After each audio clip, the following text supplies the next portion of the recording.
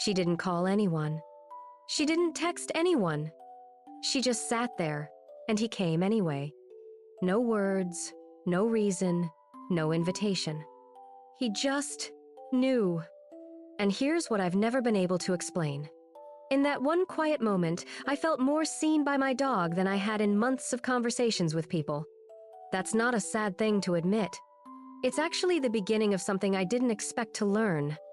There is a particular kind of loneliness that doesn't look like loneliness from the outside.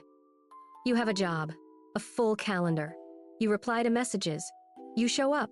You perform being okay, and some days you even believe it.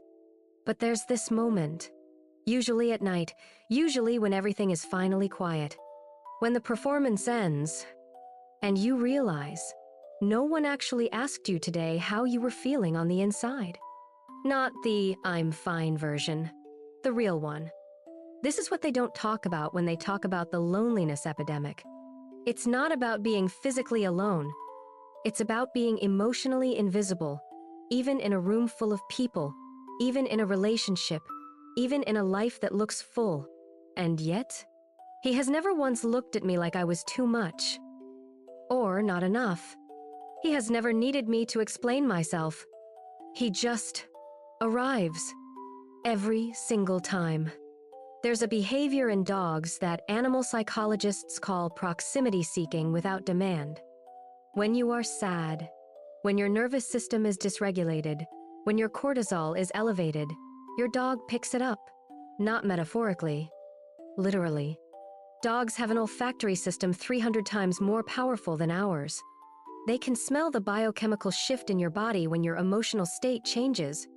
They detect the drop in serotonin, the rise in stress hormones, and then they don't panic. They don't ask what's wrong. They don't try to fix it. They simply close the distance. That is not instinct in the way we dismiss instinct. That is emotional attunement, one of the most sophisticated neurological responses in the animal kingdom. My dog doesn't follow me around because he needs something. He follows me around because his entire nervous system is calibrated to mine. When I am unsettled, he becomes still. When I am tense, he softens. He has never once responded to my pain by making it about himself. Think about how rare that is.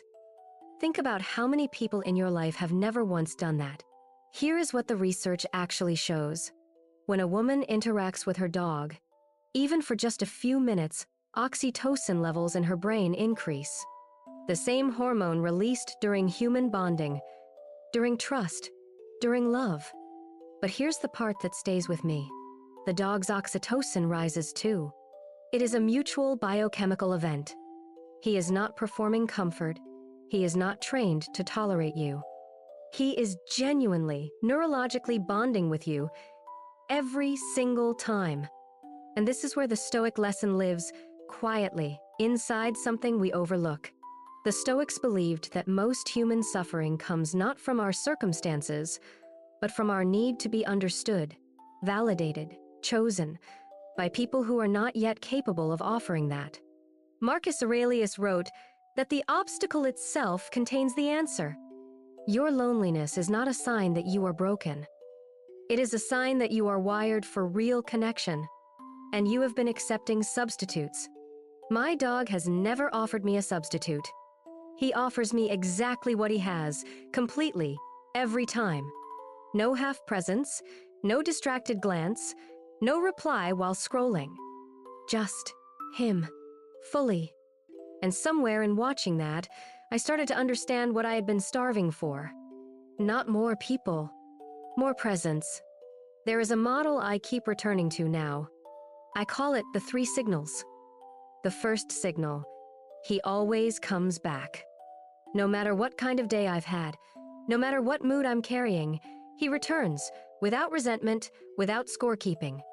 The second signal, he never pretends. When he is happy, when he is tired, he sleeps. He does not perform states he doesn't feel. And in watching him, I slowly stopped performing states I didn't feel. The third signal, he waits. Not anxiously, not desperately. He waits with a kind of settled certainty, like he always knew I'd come home. That is not neediness. That is faith. And I realized I had confused the two in every relationship I had ever had. I had called my need for real connection too much. I had shrunk myself to fit into spaces that were never meant to hold me. And here was this animal, with no language, no philosophy degree, no self-help shelf, living the exact truth the Stoics spent centuries trying to teach us. Be present, give fully, expect nothing back that doesn't come freely. I don't think my dog saved me from loneliness. I think he showed me that I had been looking for the wrong thing. I was looking for people who would finally make me feel like I was enough. And he just was there. Not because I earned it. Not because I performed well that week.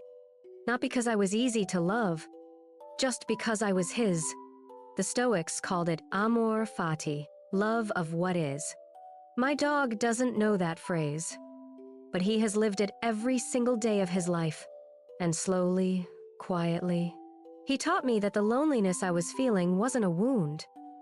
It was a compass, pointing me back to something real.